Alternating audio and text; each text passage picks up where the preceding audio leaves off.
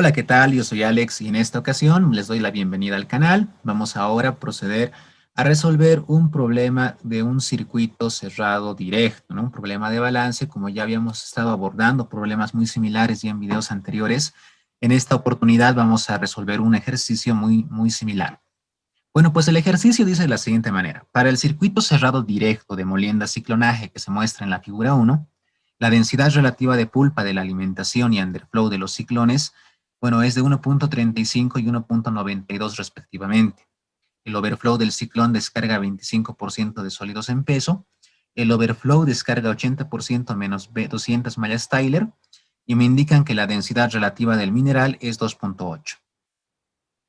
Claramente podemos notar de que en el flujograma se identifican, bueno, pues dos datos interesantes. Primero que todo, que el circuito está procesando 1000 toneladas por hora de mineral.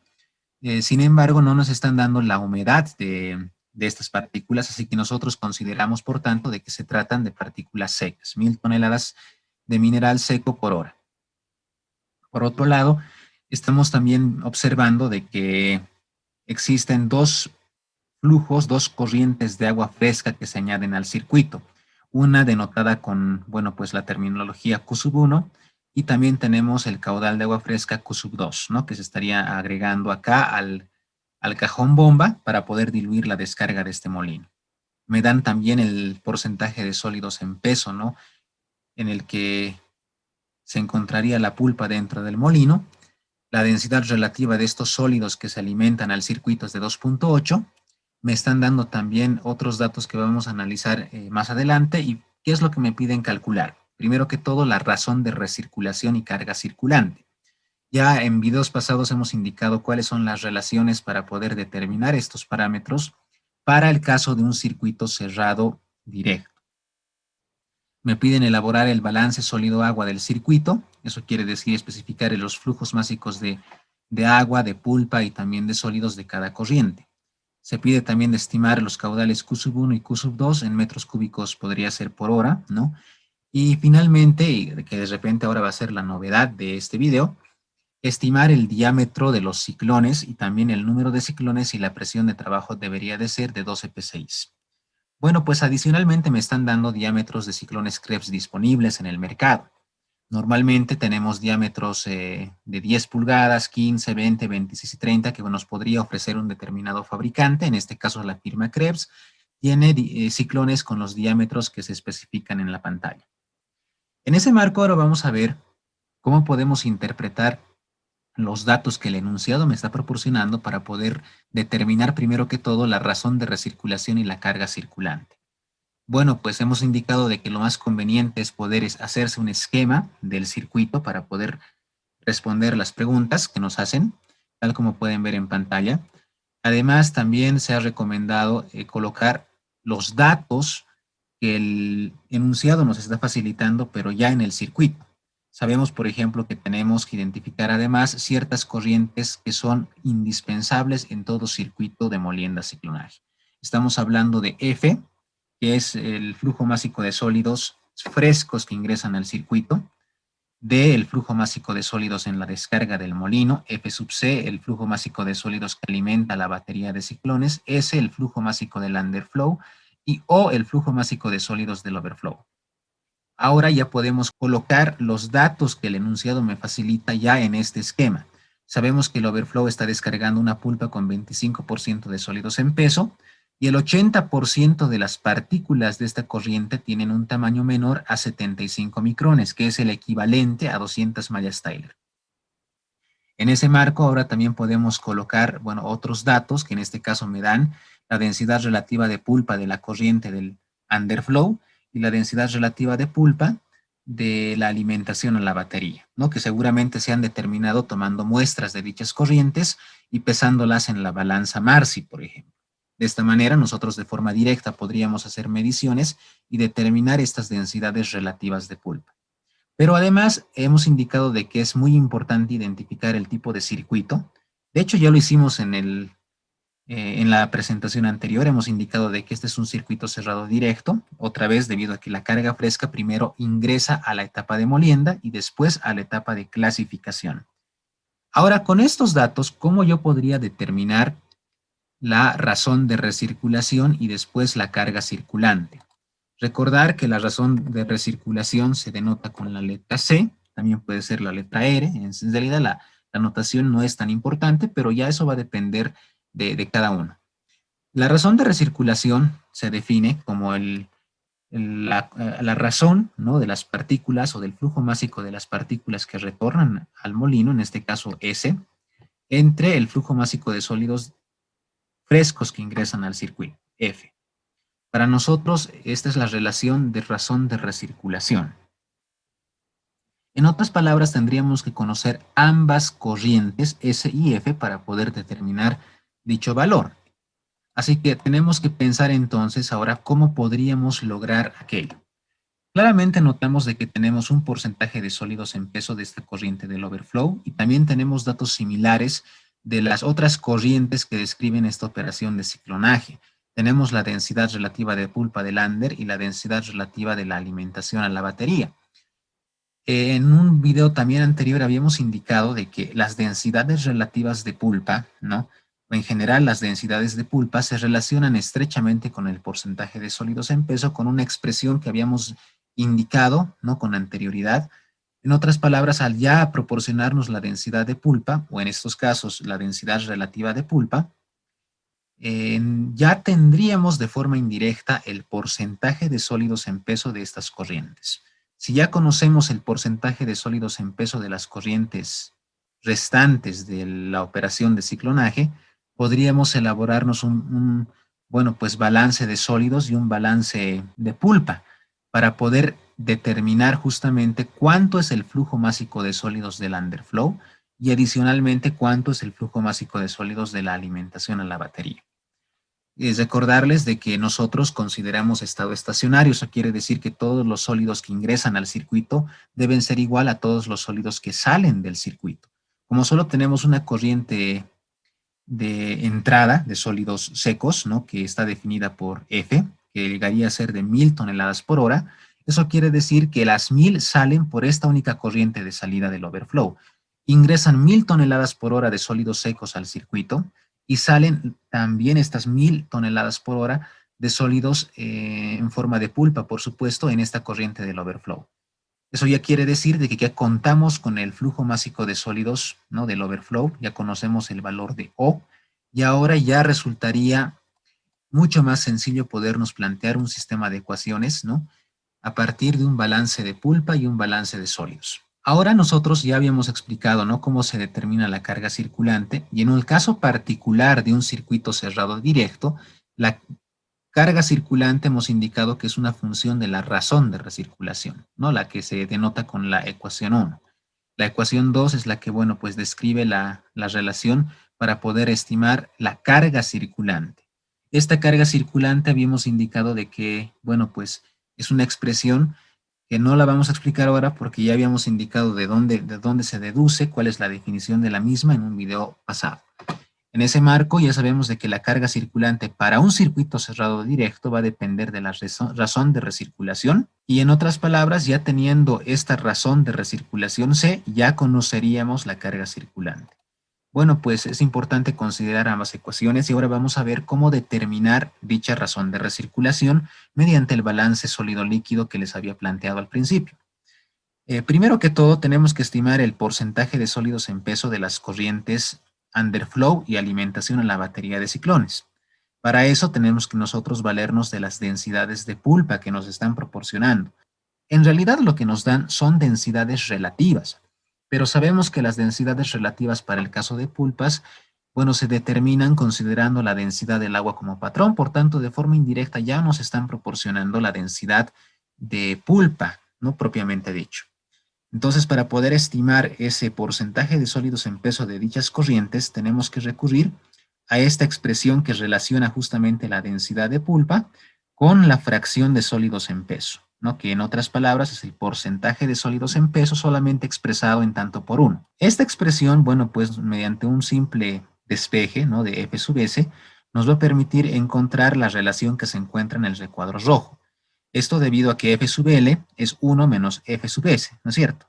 La fracción en peso de líquido va a ser 1 menos la fracción en peso de sólidos. Y ahora únicamente tenemos que agrupar F sub S para poder despejar esta variable y vamos a tener ya la ecuación despejada que se encuentra en el recuadro azul. Y con eso ya podemos estimar las fracciones de sólidos en peso de las corrientes indicadas.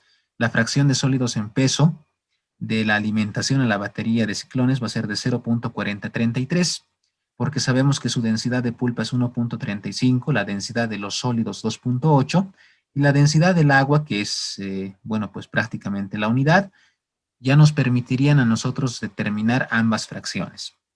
Eso quiere decir que el porcentaje de sólidos en peso de la alimentación a la batería es de 40.33%. De la misma manera hacemos el análisis para la corriente del underflow y encontramos de que el porcentaje de sólidos en peso de esta corriente es de 74.54%. O si queremos hablar en términos fraccionarios, 0.7454. Bueno, pues ahora hay que elaborar el balance que les mencionaba. Sabemos de que el flujo másico de sólidos del under más el flujo másico de sólidos del over me va a dar el flujo másico de sólidos de la alimentación a la batería. Pero ya conocemos O de forma indirecta. Habíamos indicado que como entran 1000 toneladas por hora al circuito, salen también las 1000 por la corriente del overflow. Y ya con esto nosotros nos generamos una tercera ecuación. Pero no solamente basta con hacer el balance de sólidos para resolver el sistema. Tenemos que tener una segunda ecuación que surge justamente del balance de pulpa o el balance de líquido de la operación de ciclonaje. Va a depender de su preferencia. Yo estoy haciendo el cálculo con el balance másico de pulpa. Eso quiere decir de que la masa de la pulpa o el flujo másico de pulpa del under más el flujo másico de pulpa del over me va a dar el flujo másico de pulpa de la alimentación a la batería de ciclones. Hemos explicado ya cómo se hace este balance, ¿no? Vamos a hacer únicamente un recordatorio para esta primera corriente del underflow. 100 partes de pulpa van a estar en relación con 74.54 partes de sólidos, partes másicas. Y la pregunta es, ¿cuántas partes másicas de pulpa yo voy a tener a partir de un flujo másico de sólidos S? De tal forma de que partes másicas de sólidos con partes másicas de sólidos se me simplifiquen y solamente me queden partes másicas de pulpa en el numerador que, bueno, pues proviene de este 100%. Hacemos ese mismo análisis para el overflow y la alimentación a la batería y nos generamos una cuarta ecuación considerando de que O vale 1000 toneladas por metro cúbico. Y resolviendo este sistema de ecuaciones de 2×2 que ustedes ya pueden hacer por el método que mejor entiendan, logramos, bueno, encontrar estos valores de flujos másicos. 2336.10 toneladas por hora para la alimentación a la batería y 1336.10 toneladas por hora se descargarían en el underflow, ¿no? Son prácticamente los flujos másicos de sólidos que estamos determinando. Ya teniendo el valor de S y sabiendo de que F vale 1000, ya podríamos conocer la razón de recirculación, ¿no? Mediante la razón de S y F. Bueno, pues esta razón sería de 1.34. Eso quiere decir de que circularían, o mejor dicho, recirculan 1.34 toneladas de mineral por cada tonelada de mena fresca que se está alimentando al circuito. Posteriormente, la carga circulante, bueno, se determina únicamente mediante esta expresión, ¿no? Va a ser igual a la razón de recirculación más 1 y con eso deducimos que la carga circulante es de 2.34. Valga la aclaración de que esta relación de carga circulante es válida solamente para circuitos cerrados directos. Y ahora ya conociendo estos valores de 1.34 y 2.34, ya podemos dedicarnos a poder determinar, o mejor dicho, elaborar el balance sólido-agua del circuito, ¿no? Así que eso ya corresponde al balance sólido-líquido del inciso B. Y para poder hacer este balance sólido-líquido vamos a hacer el balance, pero por etapas, ¿no? Por corrientes. Y en ese marco hay que hacer, bueno, pues la especificación del flujo másico y del caudal de sólidos de cada corriente importante en el circuito. Y hemos indicado que nosotros hacemos el análisis considerando 5 corrientes. F, que es el flujo másico de sólidos secos al circuito y frescos. O es del overflow, S es pues de underflow, F sub C el flujo másico de sólidos de la alimentación a la batería de ciclones y D el flujo másico de sólidos de la descarga del molino. Tanto F como O valen igual, 1000 toneladas por hora. Esto lo sacamos del análisis del estado estacionario. S para nosotros vale 1336.1 toneladas por hora, lo acabamos de determinar, ¿no? Mediante la resolución del sistema de ecuaciones. F sub C también surge como una consecuencia de el balance de sólidos y el balance de pulpa que habíamos hecho.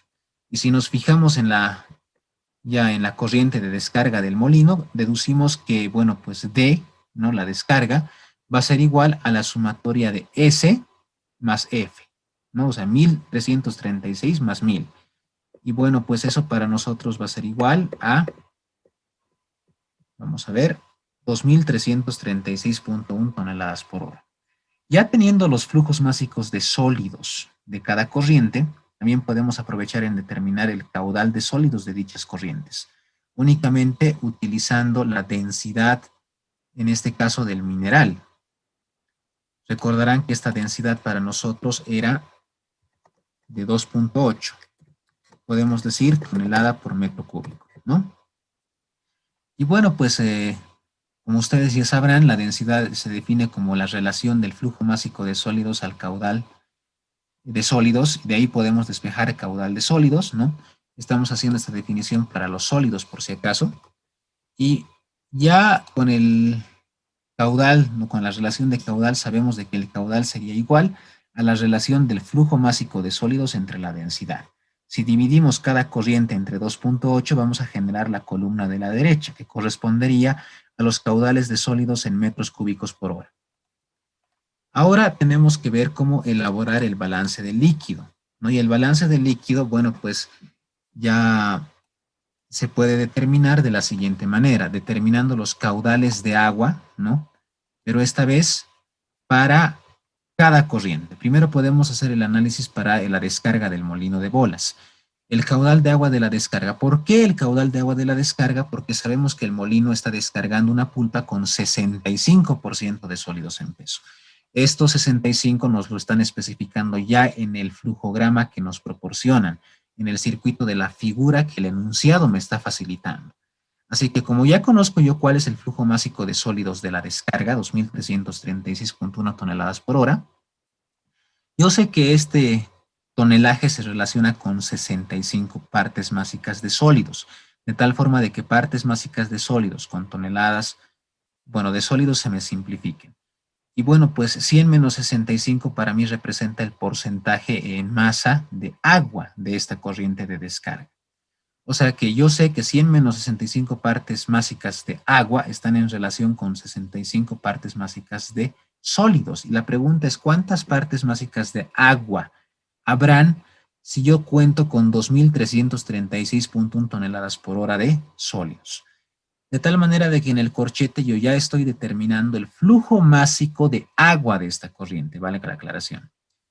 De todas maneras, yo para poder convertir este flujo másico, lo que voy a hacer es aprovecharme de la densidad del agua, que es 1 tonelada por metro cúbico, y bueno, pues esta relación solamente la estoy cambiando para que toneladas con toneladas se me puedan simplificar, ¿no? Y al final me quede únicamente metros cúbicos por hora. Y sabemos bien que con esto ya estamos encontrando el caudal de agua que se descarga del molino de bolas. Hacemos el análisis similar para determinar el caudal de agua que se descarga juntamente con la pulpa del underflow, sabiendo de que el underflow descarga 1.336.1 toneladas por hora de sólidos y su porcentaje de sólidos en peso es 74.54. Lógicamente la diferencia de 100 menos este porcentaje me va a dar las partes másicas de agua de la corriente del underflow. De tal forma de que yo con esto ya he determinado el flujo másico de sólidos, perdón, el flujo másico de agua de la corriente del underflow. Con la densidad del agua yo ya he determinado entonces el caudal de agua que se descarga juntamente con el underflow. Por otro lado, de forma muy similar, yo sé que para el overflow, si yo quisiera estimar el caudal de agua del overflow, sé que este caudal de agua se determinaría con el flujo másico de sólidos de 1.000 toneladas por hora que se descargan con la corriente de pulpa. También me está diciendo el enunciado que la pulpa que se descarga contiene 25% de sólidos en peso, ¿no? Así que bueno, pues con esos valores ya puedo yo encontrar el caudal de agua que, bueno, pues acompaña a la pulpa del overflow, ¿no? Del overflow que sería 3.000 metros cúbicos por hora. Finalmente, lo que ahora nosotros podemos hacer eh, es trasladar todos estos datos, ¿no?, a una tabla esquemática, no sin antes hacer el siguiente balance, ¿no?, que corresponde a la determinación del caudal de agua que se encuentra en la corriente de la alimentación a la batería de ciclones. El caudal de agua de la alimentación a la batería va a ser igual al caudal de agua de, bueno, pues el underflow más el caudal de agua del overflow. Como ya tengo estos dos valores, 453.36 más 3000 me va a dar 3456.36 metros cúbicos por hora. Ahora yo cuento realmente con los caudales de agua de las corrientes importantes, ¿no es cierto? Entonces, no podemos hablar de un caudal de agua que proviene de la mena fresca, de F, porque no nos están dando humedad. Eso quiere decir que seguramente la humedad es tan pequeña que se pueden considerar como partículas secas las que estarían ingresando al circuito. Adicionalmente, también podemos estimar, y esto creo que ya era parte del inciso C, podemos estimar el caudal de agua fresca Q1 que se utiliza para diluir esa mena seca que se estaría alimentando. Y bueno, pues eso solamente surge de un simple balance de agua, considerando de que el agua de la descarga va a ser igual al caudal de agua del underflow, más el caudal de agua fresca Q1. De acá despejo Q1 y encuentro de que este caudal va a ser de 801.54 metros cúbicos por hora. Y bueno, pues ahora ya con estas estimaciones podemos nosotros trasladar, habíamos indicado los resultados en esta tabla esquemática que pueden ver en pantalla. Para empezar, la alimentación fresca al circuito se diluye justamente con ese caudal Q1 que acabamos de encontrar, con 801.54. Ese sería entonces para nosotros el caudal de agua y también, por qué no decir, el flujo másico de agua, porque sabemos que como la densidad del agua en la práctica, bueno, pues nosotros asumimos como 1 tonelada por metro cúbico, entonces numéricamente el flujo másico y el caudal para el agua son iguales, solo numéricamente. Y bueno, en ese marco ya lo que tenemos que hacer es trasladar todos los caudales que hemos determinado para las corrientes restantes, overflow, underflow, alimentación a la batería y descarga. Y bueno, pues reitero, como la densidad es 1, numéricamente la columna de flujo másico va a ser exactamente igual a la columna de flujo volumétrico para el agua. Y con esto ya hemos determinado el balance de líquido de cada corriente. Son 5 corrientes, les repito, las corrientes importantes que tendríamos que considerar, y con esto ya habríamos prácticamente respondido al inciso B, que nos pedía elaborar el balance de sólidos y el balance de líquido.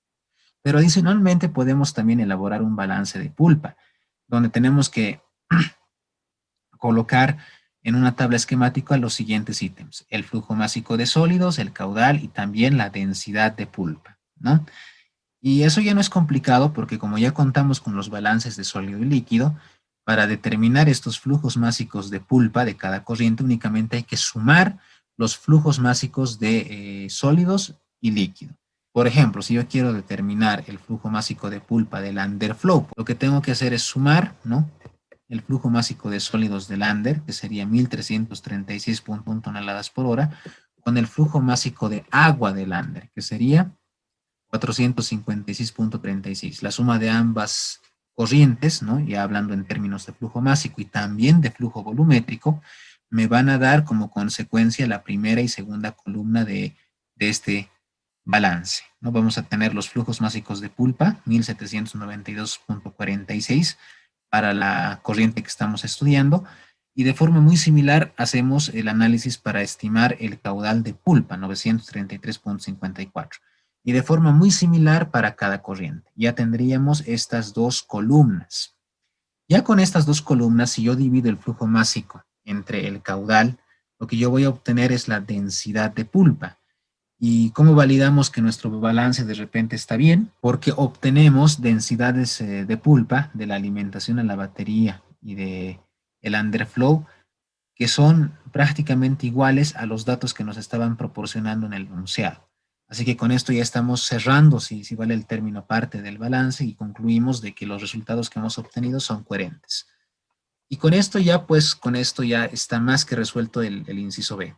Pero también, si ustedes quieren, esto nos va a servir para más adelante, podemos en una cuarta tabla esquemática colocar el porcentaje de sólidos en peso y el porcentaje de sólidos en volumen de cada corriente.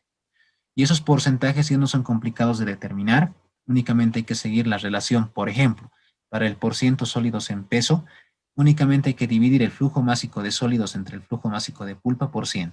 Y para estimar el porcentaje de sólidos en volumen, hay que determinar estos valores siguiendo la relación de, bueno, pues el caudal de sólidos entre caudal de pulpa por 100. Y todos esos caudales de sólidos, de pulpa, flujos másicos de sólidos y pulpa, nosotros los podemos sacar, obviamente, de los balances anteriores, ¿no? El balance de sólidos, el balance de líquido y el balance de pulpa. Y con eso podemos ya estimar cuánto vale el porcentaje de sólidos en peso de cada corriente, pero además también el porcentaje de sólidos en volumen. Ahora lo que tenemos que hacer es estimar los caudales de agua fresca Q1 y Q2 que se añaden al circuito. Q1 ya se había determinado en un inciso anterior para poder elaborar el balance de líquido, siendo este de 801.54 metros cúbicos por hora.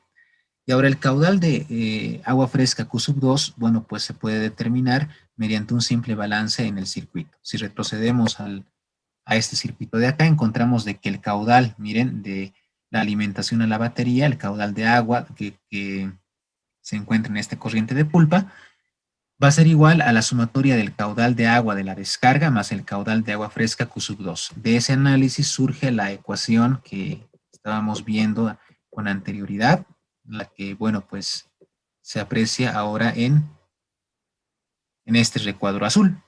Miren, el caudal de agua de la alimentación a la batería de ciclones es igual a la sumatoria del caudal de agua de la descarga más el caudal de agua fresca Q2. De acá despejo Q2, ya cuento con el valor del caudal de agua de la alimentación a la batería, ¿no? 3.456.36, eso lo podemos sacar del balance de líquido, miren, 3.456.36 menos, me dicen, el caudal de agua de la descarga. Retrocedo y el caudal de agua de la descarga es ¿de cuánto? 1257.90. Y bueno, pues ya con eso encuentro de que se están agregando 2198.46 metros cúbicos de agua fresca por hora al sumidero para poder diluir la descarga del molino de bolas. Y con esto ya hemos respondido el tercer inciso. Y ahora para poder encontrar el diámetro del ciclón, que bueno, pues se podría seleccionar si este fuera un problema de dimensionamiento, nos lo podríamos hacer siguiendo las siguientes expresiones que se encuentran en el libro de Verstenow. Sabemos de que los trabajos de Arthur Burn, ¿no?, han sido los que han podido deducir la expresión que se encuentra en este recuadro azul, donde claramente notamos que el diámetro de un ciclón va a depender de estos parámetros que se observan en el recuadro. Rho sub L, que es la densidad del líquido, Rho sub S, la densidad del sólido, delta P, que es la caída de presión en el ciclón, ¿no?, que nos están dando, por cierto, 12 psi, si mal no recuerdo, D50 sub C, que es el tamaño de corte corregido, el tamaño de separación corregido, que esto se lo puede quizás determinar de una gráfica, pero bueno, pues en el libro de Verstenow también se encuentra una relación bastante útil para poder estimar este D50 corregido, en base al análisis granulométrico de la corriente del overflow. Bueno, pues esa expresión se encuentra en el recuadro azul de la parte superior, ¿no? B, que corresponde al porcentaje de sólidos en volumen, ¿no?, que se está alimentando a la batería de ciclones. O sea que B para mí va a representar el porcentaje de sólidos en volumen de la corriente de alimentación a la batería de ciclones. B sub M es una constante que es de 53%, ¿no?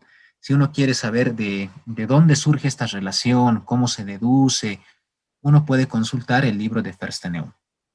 Bueno, pues en ese marco ya contamos con todo, contamos con el porcentaje de sólidos en volumen de la corriente de la alimentación a la batería. Si retrocedemos a este cuadro esquemático tan útil como les indiqué anteriormente, deducimos de que la alimentación a la batería de ciclones contiene 19.44% de sólidos en volumen. Así que ya contamos con este valor.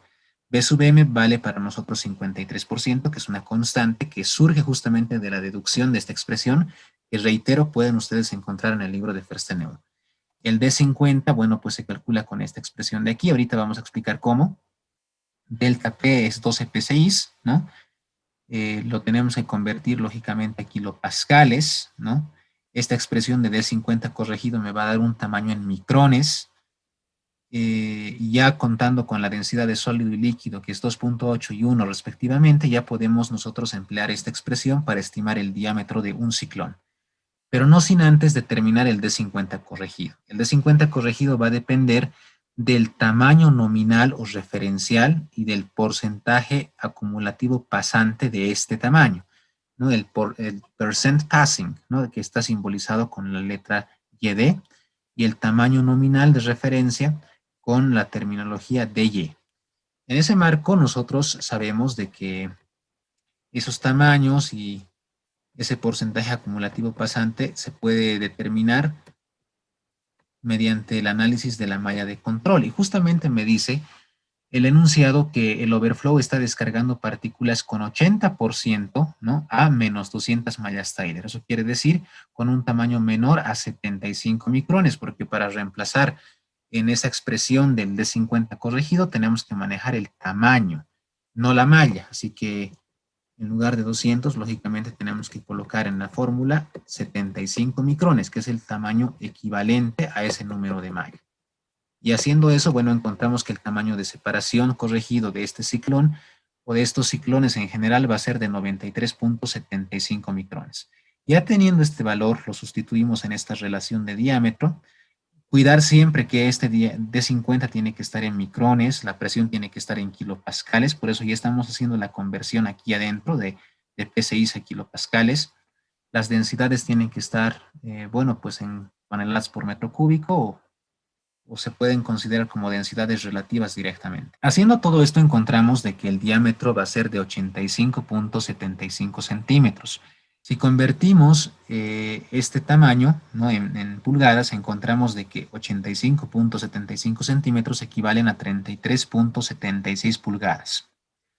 Recordarán ustedes que al principio la Krebs, ¿no? La firma de la Krebs me estaba proporcionando diámetros referenciales para que uno pueda hacer la compra, ¿no? de estos ciclones. Y dentro de las ofertas, ¿no? que hacía esta firma, bueno, pues nos daban ciclones, vamos a ver, de los siguientes diámetros disponibles: 10 pulgadas, 15, 20, 26 y 30. En otras palabras, si nosotros estaríamos dimensionando los ciclones, tendríamos que seleccionar diámetros de 30 pulgadas, ¿no? Porque es el diámetro que más se acerca, es el diámetro comercial que más se aproxima al valor que hemos determinado con la ecuación que nos ha proporcionado Arthur Burn, que era de 33.76 pulgadas. Ese valor calculado se aproxima más a este valor comercial, ¿no? Lógicamente, en la práctica no vamos a poder encontrar un ciclón exactamente de 33.76 pulgadas de diámetro. Si uno quiere hacer la compra de estos equipos, lo que tiene que hacer es basarse en la información que el fabricante le proporciona, ¿no? Seguramente los catálogos y demás. Y en este caso particular, en este ejemplo, nos dicen que la Krebs nos está proporcionando esta información de ciclones disponibles, ¿no? Con estos diámetros referenciales, de los cuales seleccionamos el de 30 pulgadas porque es el que más se aproxima al tamaño calculado. Así que ahora ya con ese antecedente, ¿no? Y podemos deducir de que el diámetro a seleccionar va a ser de 30 pulgadas y no así de 33.76. En otras palabras, el diámetro calculado solamente es un parámetro que nos va a permitir acercarnos al valor comercial, que nosotros conocemos con, bueno, pues el nombre de diámetro nominal. Convirtiendo las 30 pulgadas en centímetros, encontramos de que este valor ahora va a ser de 76.2 centímetros. Finalmente, para poder ya hacer, les reitero, ¿no? la adquisición de los ciclones, uno tiene que ver catálogos del fabricante y, en otros términos, los diámetros disponibles que se encuentran en el mercado. Ahora, para terminar ya el ejercicio, vamos a determinar el número de ciclones ya con esta expresión que hemos visto con anterioridad, que nos permite determinar la capacidad de un solo ciclón. Ya conocemos el diámetro del ciclón, que lógicamente tiene que ser reemplazado en centímetros, por eso hicimos la conversión en la anterior presentación de pulgadas a centímetros. Y finalmente la presión que tendría que estar en kilopascales. Reemplazando valores encontramos de que la capacidad unitaria va a ser de 496.47 metros cúbicos por hora. Y si retrocedemos a las tablas del balance, encontramos de que el caudal de pulpa que se alimenta a la batería de ciclones va a ser de 4.290.68 metros cúbicos de pulpa. Ese es el caudal de pulpa de la corriente que alimentaría la batería de ciclones, que es un dato necesario para poder estimar el número de ciclones. Porque yo sé que un ciclón, mediante esta relación, puede llegar como máximo a procesar 496.47 metros cúbicos por hora de pulpa. Yo quiero saber cuántos ciclones, ¿no?, voy a requerir para poder procesar 4.290.68 y este resultado sale del balance de pulpa que habíamos mencionado al principio y esto nos va a dar un valor de 8.64. Pero como nosotros no podemos comprar ciclones fraccionarios, tenemos que considerar valores enteros. Eso quiere decir que vamos a necesitar de 9 ciclones de 30 pulgadas de diámetro de la marca Krebs para procesar toda la pulpa que se alimenta la batería de ciclones, ¿no? Y con esto ya habríamos concluido este problema. Espero que les sea de utilidad para sus parciales durante el semestre. Y bueno, pues decirles que en un próximo video vamos a estar resolviendo ya otro ejercicio relacionado con un circuito cerrado inverso, donde vamos a poder observar de que el mecanismo de cálculo es muy similar, ¿no? Las ecuaciones que se utilizan son muy parecidas, con algunas diferencias, ¿no?, que en su momento vamos a especificar. Eso es todo por hoy. Hasta un próximo video.